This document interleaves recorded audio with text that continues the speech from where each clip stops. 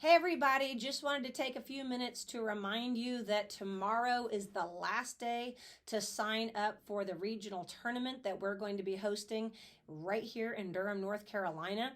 This is the event to go to. So just a couple of reminders about everything. Event attendance is required in order to get to the rank of decided first degree black belt. So we don't have that many events throughout the year, and we never have an event this close, especially one that we're hosting. So we're encouraging everybody from the rank of dragon all the way to third degree black belt to go ahead and get registered for this event. And I also want to take a couple of minutes to just explain what to expect if this is your first event. First of all, once you register for the event, everybody will be put in a spreadsheet, and we will be filtering and deciding what the divisions are going to be for the day of the tournament. Now, you'll receive notification through your Taekwondo America app about the tournament time, as well as what ring you or your student are going to be competing in. So we don't have that information yet. We're not going to have it until several days before the event. And the app is not the same as the Spark app. It is the Taekwondo America app, and we're going to be sending out a link with that information so that you can download that app. It will have all the information that you need regarding the ring time, as well as what ring number to go to. And then you just go to Hillside High School at the gym about 30 minutes prior to your scheduled time. The total competition time will be about 1 hour. You or your student need to wear full uniform, jacket, pants, and belt, no t-shirts. Orange belts and above must have their sparring gear in order to compete. Very important to remember that, because sparring is one of the requirements. So today's video is just going to talk about what to expect for the forms competition, and then I'll be sending out a second video about what to expect with the sparring or one-step competition.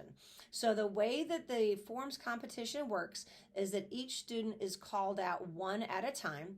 There are 3 judges who are going to be judging the students, and the student will be asked to do their form.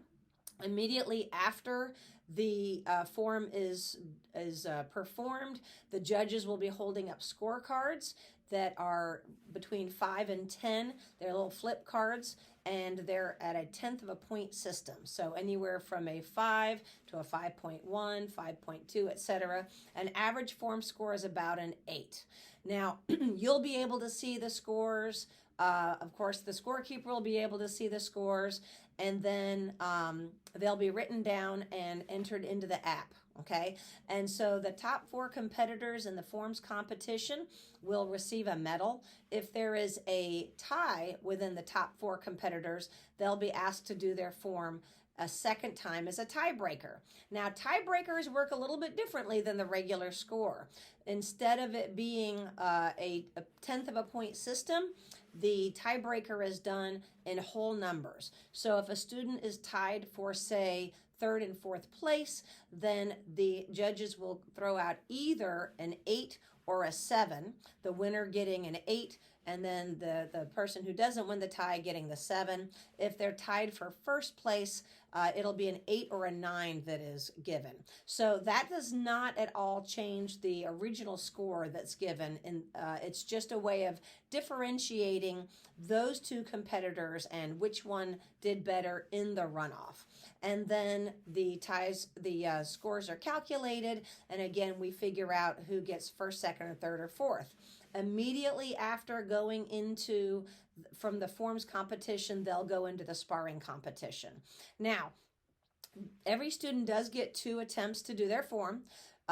If there is a mistake the first time they do their form, and the mistakes are considered adding a technique, leaving out a technique, or doing something in the wrong order, those are the only reasons that somebody would be asked to do their form.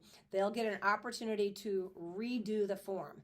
Now, we do not encourage students to ask to redo the form, because there is a penalty. Let the judges decide whether or not a form needs to be redone.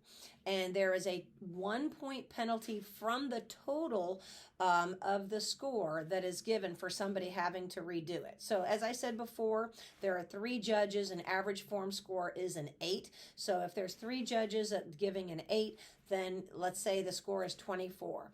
The penalty does not come off each individual judge, it just comes off of the total. So instead of it being a 24, the score would now be a 23. And these are important things to know because it can get a little bit confusing, even if you're kind of keeping track of the scores, to understand, wait, I thought that my child got 8s, why did he not win over somebody else?